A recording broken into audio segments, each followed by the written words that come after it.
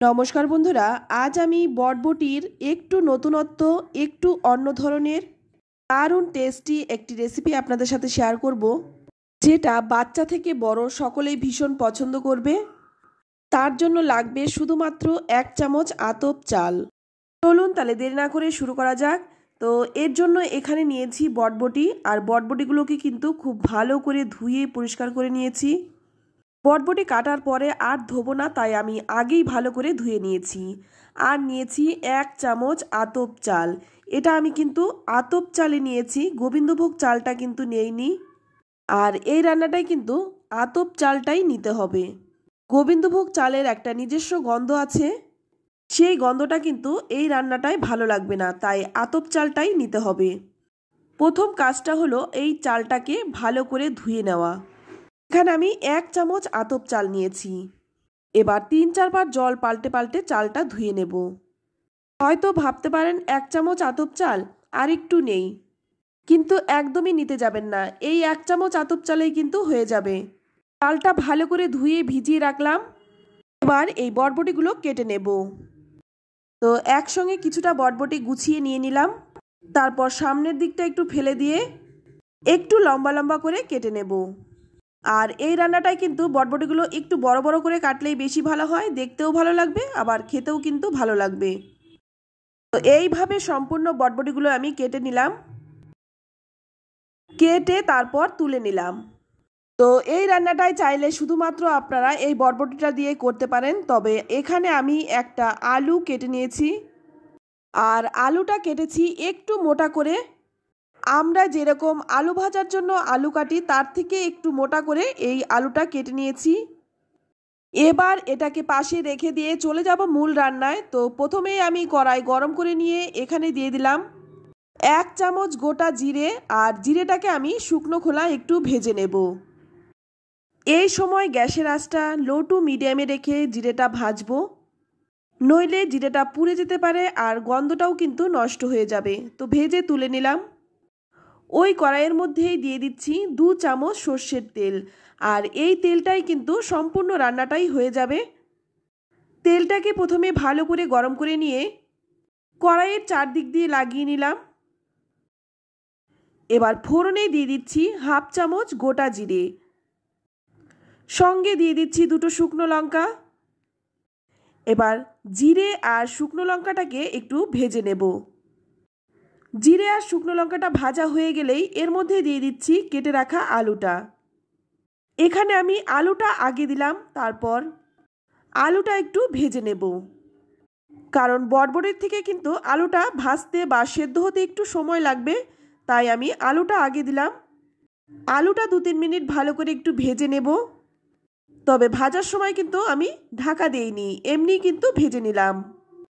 এবার এর মধ্যে দিয়ে দিচ্ছি কেটে রাখা বটবটিগুলো। এবার আলু আর বটবটিটাকে খুব ভালো করে ভেজে নেব।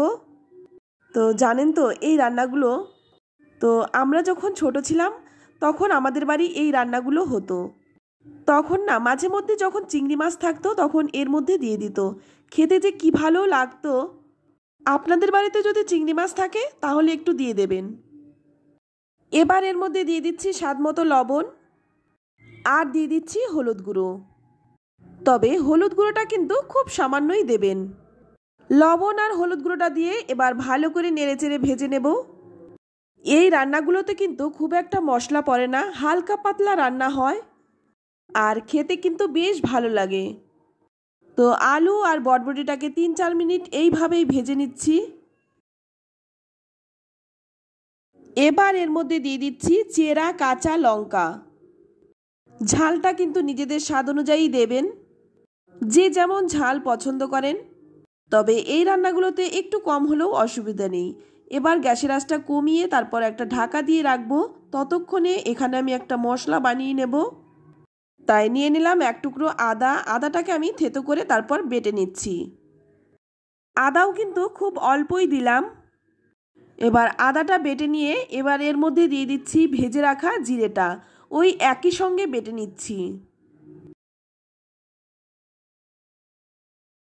জিরেটা বেটে নেওয়ার পর এবার দেখুন এখানে যে চালটা ভিজিয়ে রেখেছিলাম সেই চালটা কিন্তু খুব ভালো করে ভিজে গেছে। এবার এই জলটা ফেলে দেব। জলটা ফেলে দিয়ে চালটা নিয়ে নেব। তো দেখতেই পাচ্ছেন চাল কিন্তু খুবই সামান্য। এবার এই আদা, জিরে আর চালটা একসঙ্গে বেটে নেব। আমি এখানে শিলে বেটে নিচ্ছি, আপনারা কিন্তু মিক্সিতে বেটে নিতে পারেন, তবে খুব মিহি করে বাটতে হবে। তো বেটে তুলে নিলাম। এবার একটু জল দিয়ে পাতলা করে গুলে নেব। গুলে নিলাম। আর এদিকে দেখুন বটবটি আর আলুটা কিন্তু খুব ভালো করে ভাজা হয়ে গেছে। দেখে বুঝতেই পারছেন এর থেকে কিন্তু ভাজার প্রয়োজন নেই।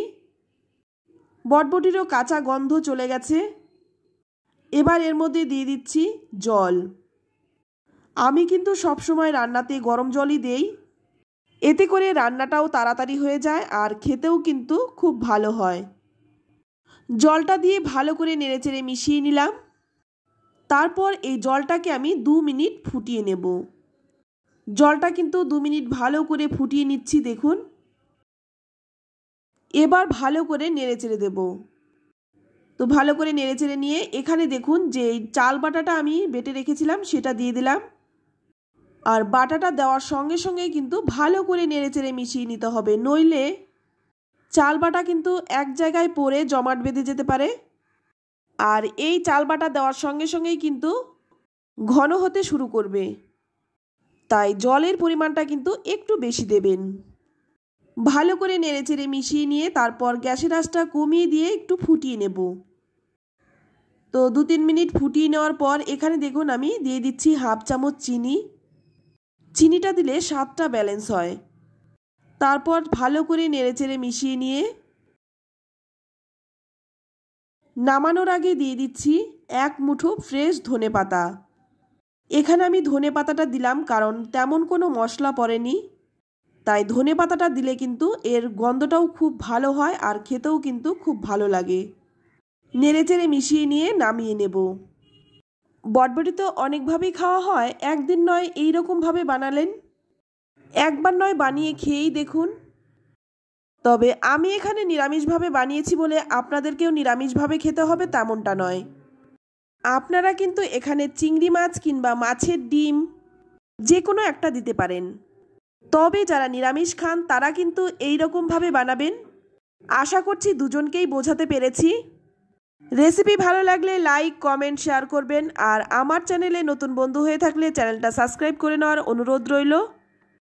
আজ এই পর্যন্ত, আবারও নিয়ে আসবো অন্য কোনো নতুন রেসিপি। সকলেই ভালো থাকবেন, সুস্থ থাকবেন। ধন্যবাদ।